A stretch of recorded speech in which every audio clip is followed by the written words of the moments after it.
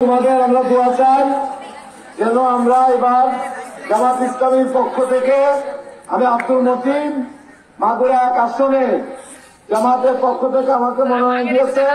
নির্বাচনে জাতীয় সংসদ সদস্য হতে পারলে আমি তোমাদেরকে ভিন্ন ধরনের সহযোগিতা তোমরা আগামীতে যাতে মানুষের কাজ করার কাজে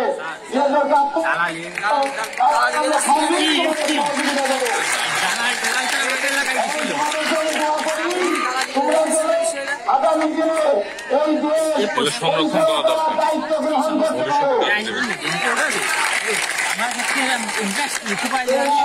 আমাকে দোয়া করো, তোমাদের মা বা বাবা আত্মীয় স্বজনকে আমার সালাম দিও। আমার নাম কি? আব্দুল মতিন। আমার নাম কি? আমার মার্কা কি? তাই বলো বলো আমার মার্কা কি? তোমাদের না চাও অবশ্যই আমি স্কুল থাকবো না। আমি দরখাস্ত দিয়ে এখান থেকে